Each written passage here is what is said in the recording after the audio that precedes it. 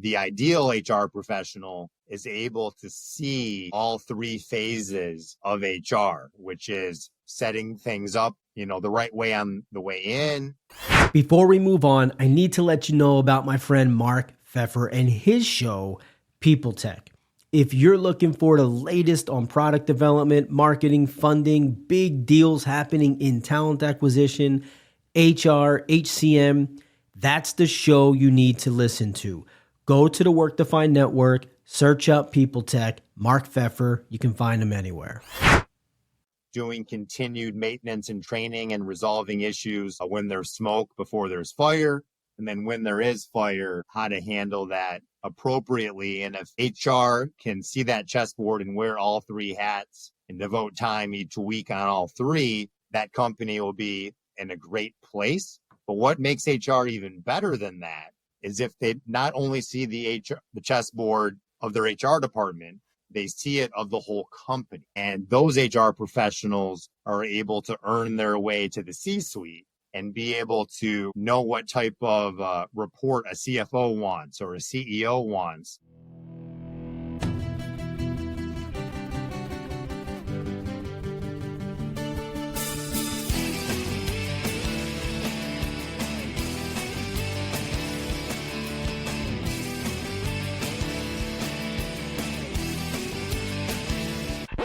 Welcome to Backstage Pass with the HR Rockstar, the show that pulls back the curtain and cranks up the volume on the most pressing HR topics, from talent strategies and workplace culture to career pivots and leadership. Because in today's world, HR isn't just behind the scenes, it's center stage. I'm your host, Jay Arnold, and in the world of HR and talent, there are times we recognize top performers within the workplace, sometimes referred to as rock stars. This podcast combines my love of HR as my career with my experience of 10 plus years performing shows around Michigan and the Midwest in my rock band, chasing the dream of being an actual rock star. Join me as I sit down with rock stars in their fields to have fun, insightful conversations that keep the human in human resources. Together we'll disrupt, innovate, and amplify the future of work. So grab your pass, turn it up, and let's make some noise. Welcome to Backstage Pass with the HR Rockstar, now part of the Work Defined Network. Today I'm excited to be joined by James Reid, a nationally recognized employment attorney from Hogman LLP. He's not just Michigan's go-to employment lawyer. He's a trusted partner to HR leaders navigating today's most complex workplace issues. If you are in the HR profession in Michigan, there is a strong chance you've seen James at local, regional, and even national HR events as a keynote speaker or having some laughs at events throughout the year. We're talking about legal trends, practical takeaways, and how HR can stay ahead of change. Excellent. Hi, James. Welcome to the show. I'm real excited to be here and look forward to getting to know each other better. For those that may not know your journey, could you give a brief overview of your legal career? What made you get into employment law compared to other areas of law, such as personal injury, immigration, or entertainment law? Yeah, the story actually is not that exciting. What happened is in 2006, I became a lawyer and had no idea what I wanted to do. And I navigated various departments and basically worked for a dozen partners that had various specialties. And by 2008, I was supposed to pick what area of law I liked best.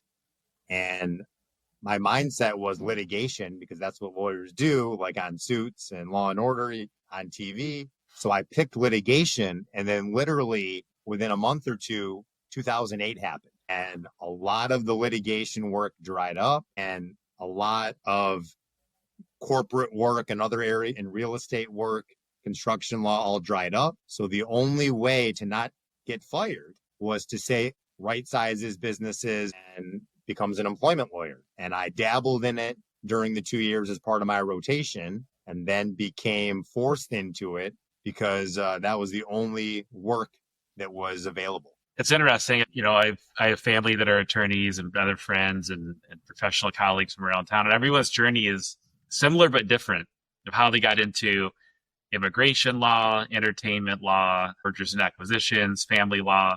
But that's really interesting that, just a short time later, 2008 happened. And of course, we all know what happened, 2008, 2009.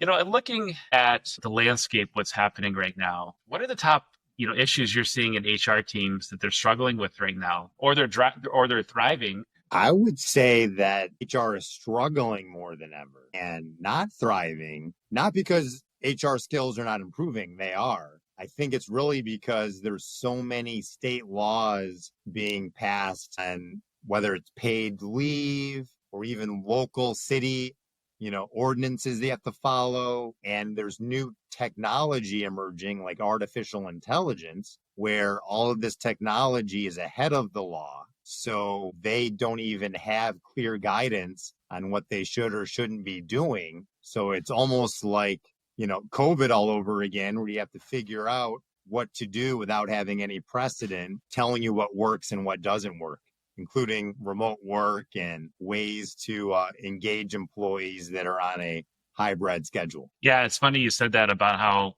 we're seeing reminders of like 2020, because what does this mean 6 months from now to 3 years from now? So what's one blind spot, HR leaders maybe still miss when it comes to compliance or hiring? What are some things that you're seeing like, if they just focus in that one or two areas, life would be easier for them and you as maybe their partner or your firm? I would say the biggest blind spot is they'll learn something for 4 years and figure out, best practices. But then all of a sudden there's a new president and they don't know that you shouldn't follow the same playbook you had during the previous administration. Or if there's a new governor, in your state, you really need to change your playbook. Maybe not throw away your previous playbook because it could come back again, but you have to be ready to adapt and switch when there's a new playbook.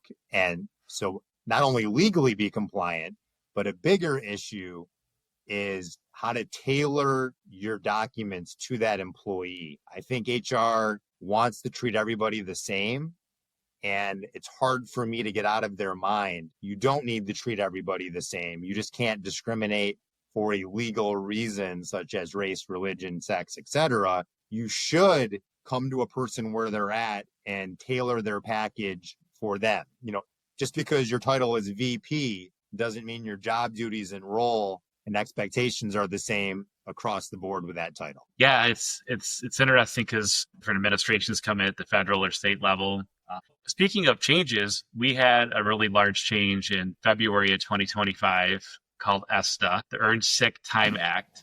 I think a lot of employers are still unpacking that and trying to understand that they're doing things correctly. I think even HR professionals still are. What are you seeing with that? What are some areas? I saw you at HR Day recently, and you talked a little bit about it as closing speaker. What are some things, someone's new to an HR role or they move to a new position within a company and ESTA's, maybe they're dealing with that on a daily or weekly basis now, but they worked in a whole different area of expertise within HR, and now this is the forefront.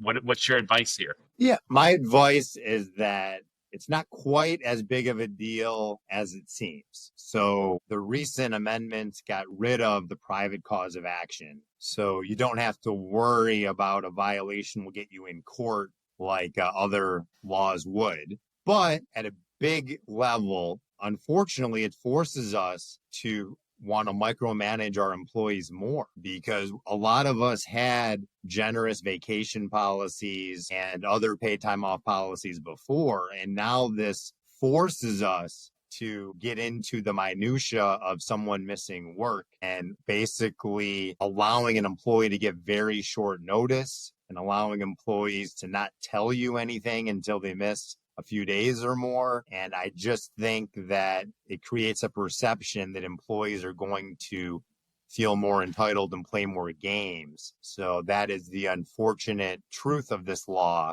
is I think it takes away the trust on both sides of the employer-employee relationship. I've worked with some excellent managers throughout my career, and having that trust is paramount. And usually it's everyone knows you're working throughout the day. You're working hard on a project, and you work with your manager and you share. I have a dentist appointment at lunchtime, but I've never once had a manager say like I've texted someone before saying, "Hey, on my way to dentist appointment." They're like, "Why are you letting me know? I know you're doing your job." So I know appointments go late sometimes. So I try to have a buffer. I don't take any meetings, from the dental chair. So it's going to be interesting to see how this plays out in the short term and long term here in the state of Michigan. I know other states might have similar laws, but yeah, this is ESTA if anyone wants to look it up and understand what's happening in the state of Michigan in 2025? Right. I would say the simplest approach is to actually be an employer that stays more generous than ESTA. And by the way, I call it MESTA, Michigan Earned Sick Time Act, because it's messy. And the more generous thing to do would be you can use this up to 72 hours for anything, vacation, active leave, etc. That way, you basically give that employee more free reign for the 72 hours rather than micromanaging them. So that would be an easier way to follow this policy. There's nothing prohibiting employers from being more generous than the law requires. But the downside is sometimes there was a consolidated bank where they could use the time for anything. Now it almost forces you to take away 72 hours from the vacation bank, even though in reality they can use that time for anything. It unfortunately makes an employee feel almost demoted or only getting what they're entitled, as opposed to the generous policies a lot of employers offer. And is there any, while we're still on ESTA, just for a moment, is this for every single employee, like full-time, part-time, exempt, not exempt? For every one of those categories of employees. So unfortunately, yes. So now in a way, now an exempt employee is going to feel more like an hourly employee. You work with a lot of proactive HR leaders in various industries. What separates them from those that are consistently putting out fires? Yeah, so that is my favorite reason as to why I'm in this area of law. So you see the chessboard behind me. I actually moved away from litigation to be on the proactive side of things and set up the chessboard in advance and help HR make the next best move, as opposed to just reacting to those fires. And I think that some of the successful HR people live through those fires and don't want to live through them again. So it kind of forced them to try to clean things up on the front end or learn from every situation that happens at their company. But the ideal HR professional is able to see all three phases of HR, which is setting things up, the right way on the way in, doing continued maintenance and training and resolving issues when there's smoke before there's fire. And then when there is fire, how to handle that appropriately. And if HR can see that chessboard and wear all three hats and devote time each week on all three, that company will be in a great place. But what makes HR even better than that is if they not only see the chessboard of their HR department, they see it of the whole company. And those HR professionals are able to earn their way to the C-suite and be able to know what type of report a CFO wants or a CEO wants, and be part of creating your artificial intelligence policy and creating it on the front end instead of being handed down technology and just having to enforce it on the back end. Yeah, I think HR as a partner to the business is key. Being proactive, understanding how they make money, understanding the product lines they're in, the different clients that they serve, customers. All that is key, as opposed to more transactional, which transactional things are important, if you're processing a claim and the benefit side, or all those things are key. But looking at things from 30,000 foot view and also from the front lines as well, as finding that balance, of course. Yeah, if you're in HR and you can explain the ROI on your work, that goes a long way. And you don't want to be seen as the sole cost center of your workforce. You want to also be able to create some productivity and profit centers as well. There's a lot of different laws that have come out in the last several years, some before COVID, some during, and other states continue. So there's, for example, pay transparency laws. Michigan does not have one yet as of 2025. Who knows what may or may not happen someday. But there's obviously, California, Washington. Colorado was the first. A lot of people thought California would have been the first, but Colorado was. Massachusetts, Illinois, the list goes on. And it seems like every January 1st, there's something new coming. So if you're just based in Michigan, the risk might not be there unless a law is passed. But if you're a larger organization where you have sites in other states, if you're multinational, in other countries, I know obviously you'd want to adhere to local laws wherever you operate. But from a pay transparency law, are you seeing any complexities around these laws as far as on job postings on LinkedIn, Indeed, the company's website, if someone were interested in joining a team? And Like, wait a minute, I thought Colorado had this and nothing's being posted. I'm seeing major issues because now plaintiff attorneys are using AI to find their cases for them. And even my smaller Michigan clients end up having some remote employee in another state, or somebody moves there for family purposes that was already a rock star and they don't want to lose them. And so they all of a sudden have to comply with laws in that state. And even if you're posting a job in Michigan, especially if it's a remote position, you may be advertising that position outside of the state of Michigan, and you'd have to then comply with the laws of that state. So I would say that it's a massive undertaking, and you may want to contract with a third party and get an indemnity agreement signed that they'll help you with your job postings that'll be compliant or wherever you're posting a position. But I also think HR is not always getting all of the details of that position. And sometimes they're cut and pasting the last job description for that role. And each role could be a little different. Yeah, it's one of those things that HR is never boring from my perspective. There's always something new changing. So it keeps you learning. And as a lifelong learner, I love learning different ways to make an organization thrive, be in compliance, work with team members so they have a great career there as well. Like on pay transparency, the big issue is, what if I need to pay somebody more that lives in New York or California because the cost of living is more, or I'm able to charge clients more there? I don't necessarily feel like everyone has to be paid the same when there could be business reasons or talent reasons to pay somebody differently. Although on the flip side, employees are always allowed to share what they are individually making under the Michigan Wage and Fringe Benefits Act. It's actually a misdemeanor to tell them not to share what they're making. I get that all the time where my clients tell me to make sure there's confidentiality in the employment agreement I'm preparing, and I have to explain the carve-outs from that confidentiality. You've earned your reputation as more than a lawyer here in Southeast Michigan. I know you've done things nationally. I see you at events speaking. What's your philosophy when working with HR clients, just from a broad point of view?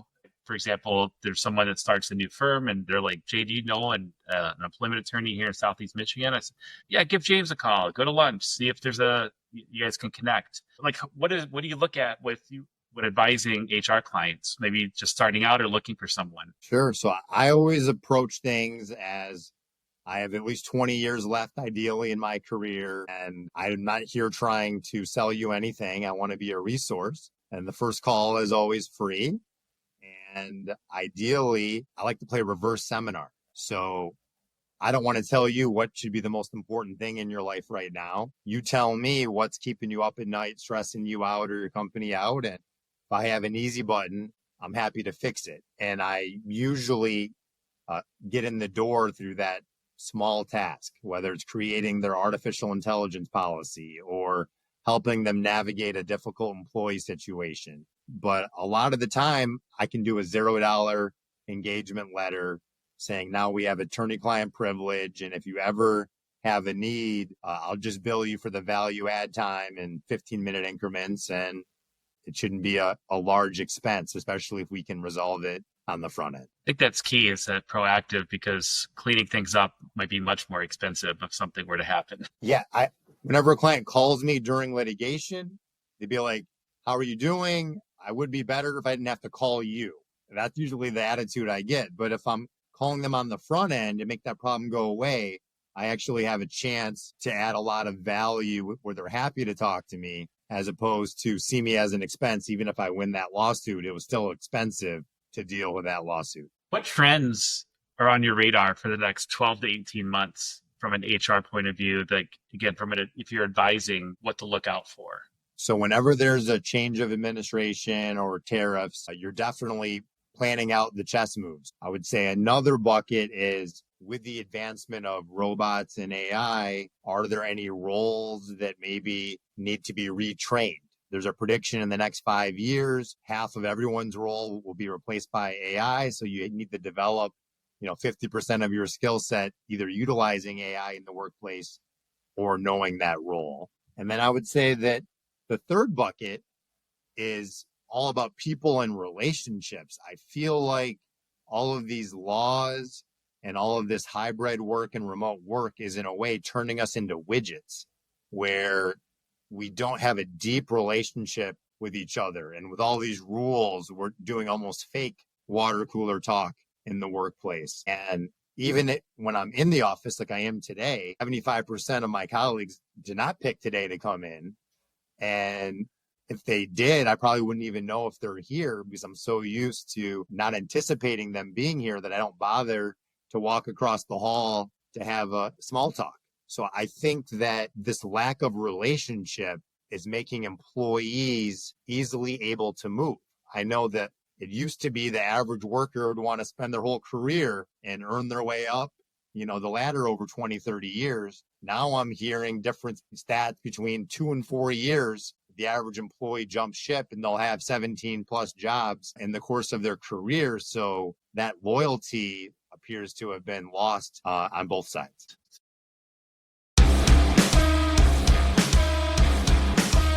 I want to jump into what I call the encore section, where we can have some fun with personal and maybe some pop culture questions and really get to know you as James Reid as a person and not just an attorney. So if I were to be hanging out with you today, we met for lunch and I said, James, show me your phone. I want to see your Spotify playlist or Apple Music, whatever platform you use. What are some artists we would find? So it's so funny. I used to be into all that high school hip hop music, like Notorious B.I.G., Tupac, all of like the motivational beats to kind of get you in the sports mood. But now my kids are the ones that control the music. So whenever I'm in the car, they play our Amazon Music and they're playing like, my daughter's playing Ariana Grande, Taylor Swift, Olivia Rodrigo. And I went to 9 concerts with her in the past year. We most recently saw The Weeknd.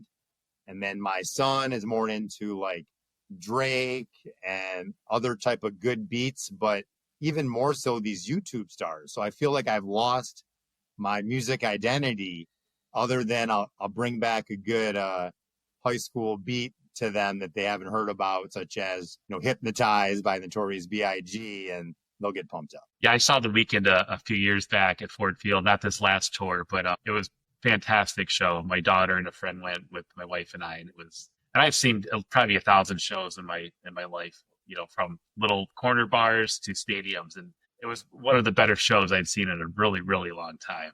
Yeah, it was an amazing show, and what made it more deep and special is at the same time of the show, they played a movie starring The Weeknd that I didn't fully appreciate was about The Weeknd and what his concerts are like and the mental state he's going through during that concert and all of the emotions with some dark, twisted thriller twist to it was a good experience. What is maybe a guilty pleasure, I guess just pleasure in terms of like a food or a TV show, something that you're like, most people wouldn't know about you that comes to mind? Yeah, so food is definitely Haagen-Dazs, chocolate, Jamocha chip, or coffee, ice cream all day long. As far as a geek hobby, I'm actually a chess nerd and I enjoy doing a chess puzzle every day as the next best move to kind of train my brain and work it out. As far as a TV show, right now I just got into a White Lotus. I saw season 1 and season 2. So I'm going to be seeing season 3. And then my kids, I probably shouldn't share this, but somehow they saw Squid Game and the new season 3 will be out. I never got into Squid Game, but I am a fan of White Lotus and I'm all caught up to date. I think you're going to enjoy it. So that's great. In the past, I watched all of The Sopranos. I did all of House of Cards, Dexter, pretty much a lot of the classics. And then what is, besides the chess game that you play daily, what is another fun or unique fact that many people may not know about you? I love card tricks and magic. So if you ever see me with a deck of cards, I know how to stack the deck and do a dozen various tricks and love euchre and poker and any type of game at the casino. I find to be very fun. And other things people may not know is that as much as I'm at a ton of events and interact with a lot of people, I actually enjoy being alone a lot, which is, I think, partly why I like playing chess. And as we wrap up here, if people, listen to this episode, they want to, touch base with you, where can people get in touch with you at? Yeah, I always love giving out my cell phone. I like to be easy to access. So 734-649-LUCKY-1313.